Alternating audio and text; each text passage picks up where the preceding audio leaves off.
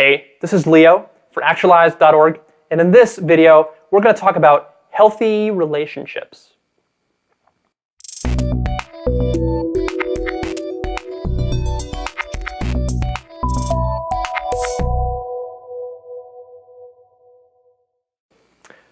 All right, let's talk about how to create healthy relationships. What does it really take to be in a healthy relationship? Now, I don't know how much experience you have with healthy relationships or relationships in general, but if you have any relationship experience, then you probably know that it's very easy for a relationship to go sour. Why is this?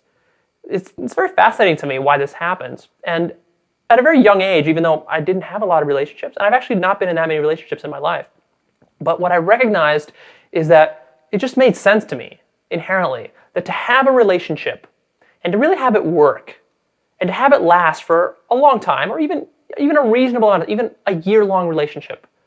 I'm not even talking about longer, but just even to last a year. Something has to happen. Something has to happen, and it won't happen spontaneously. It won't happen spontaneously. Because what you're doing is you've got one person who's doing his thing, right, in life, and doing this. And then you got this other person who's doing her own thing here in life, her doing her thing. And then what you're doing, if you're creating a healthy relationship, is that you're bringing those two together. And almost think of it as a ballet, as a choreographed ballet. And you've got one dancer doing this, spinning this way. Got another dancer spinning the opposite way. You bring them close together, and you want them to perform as some sort of duo, right? Do something interesting together, so that it's collaborative. It's like the greater than the sum of its parts. You got to bring them together, and now they have to interact, and they have to stay in sync. And now the longer that ballet dance lasts, what do you think? The more opportunity there is for them to get out of sync, right? And to get them to even get into sync in the first place and start moving and mirroring each other in the right ways already requires that they understand each other at a certain level, they have to have a certain level of development, they have to have a certain level of training.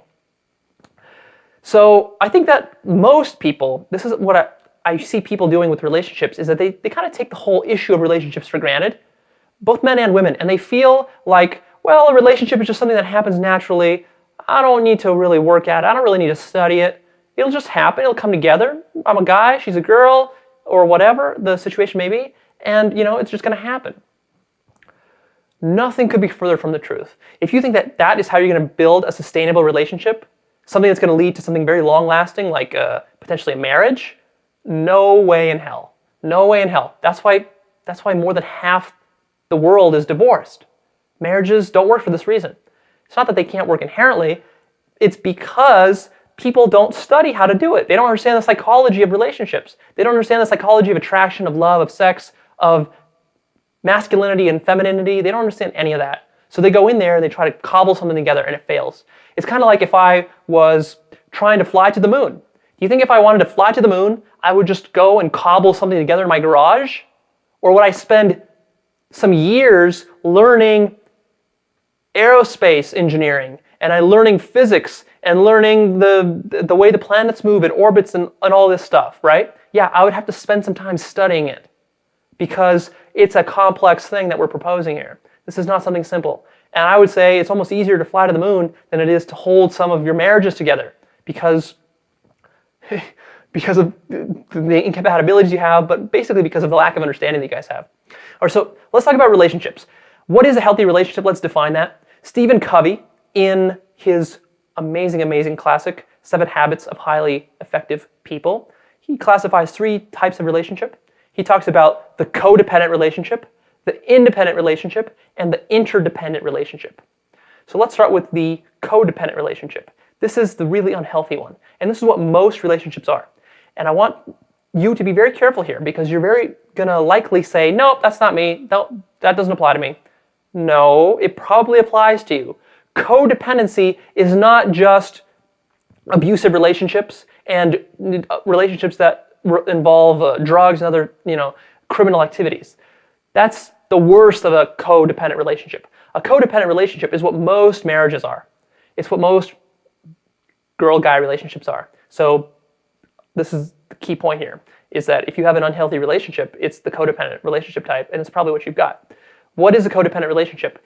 It's when the two parties lack something in each other, and they come together because each one of them is lacking something, and they see as the other one being their other half and completing each other. You might say, well, that's how love is supposed to be. No, that's how love is portrayed in movies and in fairy tales and in other popular culture, and it's the surest way to ensure that you have an unstable relationship, a dysfunctional relationship, a very emotionally painful relationship, and a relationship that will ultimately fail. So the problem here is that each person is needy in some way, and they need the other person so badly that they come together, and as soon as that other person starts to pull away or to take something away, or they do something the other person doesn't like, then what you do is you get angry. You get angry, you get hurt, you get upset, you get fearful, you get anxious, and it creates a lot of emotional tension. Because ultimately you're looking for the other person to fulfill you, and that's an impossibility, a psychological impossibility. Nobody can fulfill you but yourself. So if you go into a relationship thinking that the other person is a solution to all your problems, what you're doing is you're actually putting a Band-Aid over a deeper wound, and ultimately that wound is going to start to fester, and all that pus is going to start to come out of that wound, and it's going to seep onto the other person, and it's going to taint everything. It's going to destroy everything. It's going to make you feel miserable. It's going to make the other person feel miserable. It's going to be bad for both parties. That's codependent, when the two need each other. The second type of relationship is independent. You've got one person who's doing his own thing. You've got another person who's doing her own thing, and they're totally independent. And you could bring them together, but they're doing their own things, so they're so into each other, or into themselves, I should say rather, that they're not cooperating and they're not choreographing. And so what happens is they just kind of like split apart, and they're too independent. They're thinking too much about themselves. They're too selfish. Independence ultimately is good, because the next step we're going to talk about is interdependence. And interdependence is actually a form of independence. It's where the two people are independent, but then they start to do a little bit of collaboration, right? But the independent relationship is nice. It's still much, much better than the codependent one. So if you have an independent relationship, still better. You can improve it, though, by moving it into an interdependent relationship. This is where you really want to be at for something long-term, like a marriage. Interdependency. This means you are independent. The other person is totally independent. You're happy by yourselves, but you do enjoy each other's company, and you appreciate certain things about each other, and you can develop a love for each other. But it's a non-needy love. It's not attachment.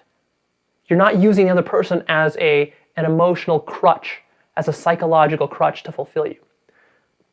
So what you do is you make some conscious choices that this is working, and then you say, okay, we're going to start to actually work with each other, and we're going to try to synergize, and we're going to try to improve each other. We're going to try to grow together. And this is where that ballet choreography really starts to happen, right? Really think about that metaphor. Because if you've got two ballet dancers, ideally they're independent, right? They can both dance well together. If you've got two dancers that can't dance for shit, and you bring them together, do you think that they're going to be able to dance well together? No. You got to have two dancers that can dance well by themselves. And dancing well means living life well, being happy by yourself. When you bring them together, then you got two master dancers together. They practice together, they train together, they can come up with a routine. Now they can, with the help of a choreographer, they can make some moves, they practice, they fumble, but eventually they get something that's nice, that's seamless, that's cohesive. It's synergistic. That's interdependence, and that's ultimately what you want. That's what a really, really healthy relationship looks like. So how do you actually get there? That's the trick. Well, I think the biggest thing you got to take away is that you got to work on yourself. This isn't happening naturally, right? You don't get born knowing how to ballet dance. You don't get born knowing perfect choreography. That's something you have to practice diligently for many hours. You have to study the theory, you have to practice it, you have to fail a bunch of times, and then you get it right. So the same thing here. So some of the practical things I'll give you guys, some of the points you should be considering. One is that you must come from a place of abundance. That means abundance sexually. If you have no options, whether you're a girl, you have no options, or a guy and you have no options, then you are not going to have a healthy relationship because you are so concerned, you're so fearful of losing the other person because he or she is the only option and the only chance you'll have for love and happiness that you're going to be too clingy, you're going to be too needy. And when you're so clingy and so needy, that's going to repel the other person away, and it's going to cause many, many problems. And ultimately, you're always going to be fearful because you're always going to see that if that other person leaves, you're screwed. And that's because you haven't taken care of the scarcity problem that you have. You have to come from a place of abundance. That means make yourself attractive. Have a social circle. Be going out to bars and clubs so that if you lose the person that you're with, you can be confident that you'll find somebody new within, a reasonable amount of time. This person that leaves you, that should not mean that the rest of your life is going to be a lonely, miserable hell. If it is, you got to fix that. That person is not the solution. The solution is that you fix your life so that you can attract other people. And that's something that can be done. Everyone can do that. You can, tweak some variables to that, and I talk about in other videos. Too much to talk about it here. So make sure you have abundance, sexual abundance in your life. If you're a girl, have guys that you have that could be options. If you're a guy, have girls that you have that could be options. All right, the next point is that you must be happy by yourself. So can you sit alone in a room for 30 minutes and not cry your eyes out and not be anxious and miserable and fearful and feeling lonely and desperate? Well, if you can't, then you're not happy by yourself. You have to be happy by yourself. Start constructing an awesome life. I mean, that's why I shoot these videos for you guys, is I tell you how to construct an awesome life. I help you figure out the strategies that you need, and then you have to go out there and actually do it. So spend some time working on your own life. Have a good job, have a good family situation, have good friends, have good health, have good nutrition, all the stuff that's making you happy. So do that. All right. Then the next point is that you got to work on yourself. Work on your own psychology. Not just an awesome life in here. Work on your own quirks, on your own fears, on your limiting beliefs, on your neuroses. Because here's the fundamental law of relationships, is that you will attract exactly who you are psychologically. So you're going to attract the person that's on the same psychological level as you. So that means if you have a lot of neuroses and fears and limiting beliefs and anxieties, and you're angry all the time and you're depressed, guess who you're attracting? Yep, you're going to attract a similar-minded person. Or you're going to attract a complementary person, right? So maybe a depressive person will attract an angry person, or vice versa, or some combination like that. But either way, it's going to be a dysfunctional codependent relationship. That's not what you want.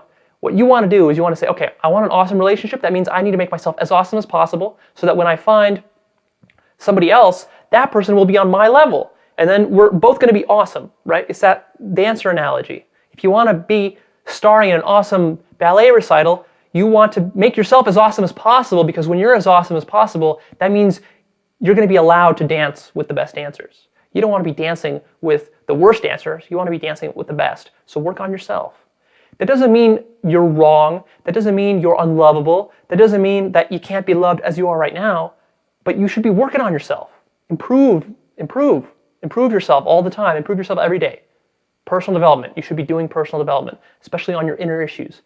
Especially stuff that's really triggering you, stuff that's making you very emotional. You can't have a good choreography going if you're extremely emotional and you get very angry, or you get very depressed, or you get very fearful. Not going to happen. It's going to lead to too many instabilities. So many instabilities that you're not going to be able to choreograph. All right, the next point I'm going to make is don't spend too much time together.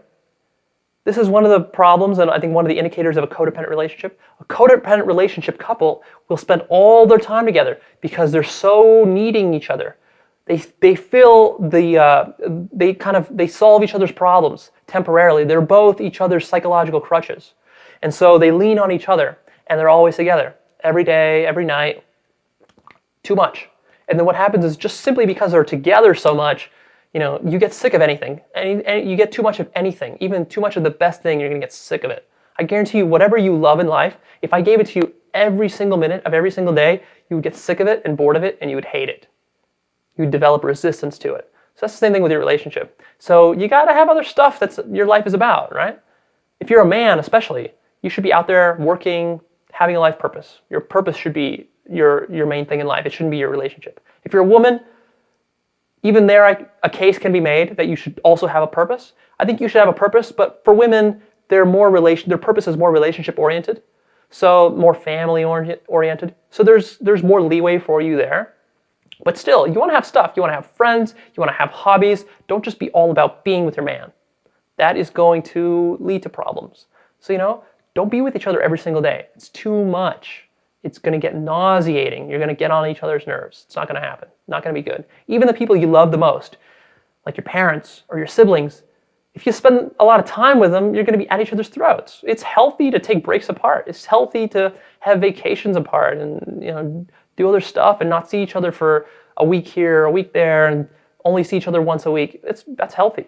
In fact, that's gonna keep some spark and some excitement in your life. Because if you have a long-term relationship, I mean, you're gonna get enough each other anyways. If you're gonna be together for the rest of your life, or even like, let's say just 5 or 10 years, you're gonna know everything about each other. You're gonna get on each other's nerves. So there's no rush to be with each other too much. Otherwise, you're gonna exhaust everything, and then it's gonna end. It's gonna peter out. The next thing I'm gonna say is honesty and truthfulness.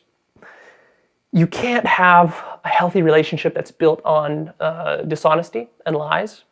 And what I encourage is, if you've got any skeletons in the closet about your past, stuff that's happened, stuff that you've done, things that you're ashamed of, you got to just throw it all out there. Because the real risk is not that someone's going to discover your skeleton. The real risk is that they're going to discover that you've been lying about your skeleton. So if you come out there right at the beginning of the relationship and you lay your skeletons out and you say, you know what, I've done some stupid things in my life that I'm not proud of, and I've got these problems in my life, I've still got some things that I'm working through, here's where I'm really at, I'm not going to be fake with you, here's where I'm really at, and you are honest about that, you disclose it, then you've got a foundation that something can be built on. Now, there is a real risk that the person might see those skeletons and say, well, whoa, I don't like that, and then run away. And that's a risk that you run, and then the relationship splits apart because you guys were not meant to be together. But if what you try to do is you try to lie about yourself and project some sort of fake image, make yourself out better than you are, what's going to happen is that, yes, you might actually preserve the relationship in the short run, but in the long run, it's going to cause so much tension and distrust that you're going to ruin any possible chance of success, and you're probably going to create a lot of turmoil, distrust between each other, animosity, just like resentment. It's not going to be pretty. And in the end, all those skeletons are going to come out. You're not going to be able to hold your skeletons back. I don't care. Maybe it'll take a year, maybe 2, but eventually everything is going to come out. It's all going to be seen. You're not going to be able to hide it. You're not that good. You're not that clever. The other person will see it. So ask yourself, do you really want to lie so that you can keep it together for just a little bit? Or do you want to be really honest and have a chance to set up something? And I find that in a relationship, you have to develop that sense of ability to be both to trust the other person and to be honest yourself. And that's tough because a lot of times it's very easy to not tell the truth, because a lot of times you tell the truth, there's emotional problems, you have to deal with the situation. It's easier just to tell a white little lie, kind of gloss it over, and then it never comes up, and then you say to yourself, well, I'll just deal with it if it ever comes up in the future. The problem is that if that does happen and it does come up, the other person's going to know that you didn't tell them and that you weren't honest. That's going to break trust, and that's going to rot the foundation of everything you guys have. So for me personally, when I want to create a good relationship, I work on myself, because I say that I need to be strong enough as a man to be honest, even when it hurts to be honest. I need to be strong enough to be honest even when I really don't want to. Even when it risks the whole relationship, I still have to be honest. Because to me, the honesty is the most important part. So I try to never lie in a relationship, because I know that if I do, then I have to say to myself, okay, I'm lying in this relationship, but that pretty much means that this relationship has no real long-term potential. I can lie right now, but if I do, who am I kidding? It's not going to work. So if I really value a relationship, I'll really push myself to be honest, even when it's really, really hard. And I've done that. And yeah, it's hard. I mean, that's why people don't have successful relationships, because they do the easy stuff, and the easy stuff doesn't work. And then the last point I'm going to make is a relationship should be about giving and not receiving. Don't go into a relationship trying to receive. And this is another sign of codependency. In a codependent relationship, you want the other person, you want something from them. You want love, you want companionship, you want sex, you need stuff. Really, a nice interdependent relationship is you getting pleasure from giving. You like to give, you like to do nice things for the other person. You like to make them happy. You are there to share your knowledge, your gift, your sex, your sexuality, whatever. You're there to share all that, share your love. Give to the other person. Don't be about receiving. You will receive naturally as you give. And it'll fuel the relationship. It'll create a lot of trust. And it'll create something really awesome and synergistic if you do that. All right, so those are my tips for how to create healthy relationships. Go ahead, post me your comments down below. I'm very curious about what you guys think about this and how your relationships have fit into this mold. Please also like this and share this. Spread this around. We want more healthy relationships in the world. I think that will make a lot of more people happy. And I'd like you to go and check out actualize.org. Sign up to our newsletter there. You get awesome videos every week for free that tell you how to develop yourself. Because when you develop yourself, you're going to set yourself up for healthy relationships. And if you don't, then you're going to have codependent, dysfunctional relationships. So very pertinent to what I'm talking about here. Sign up there. You get some awesome free bonuses for signing up. An exclusive 19-part video series to my subscribers for free, just for signing up. And you can get a chance to win 2 hours of free coaching that I give away every month to one of my subscribers.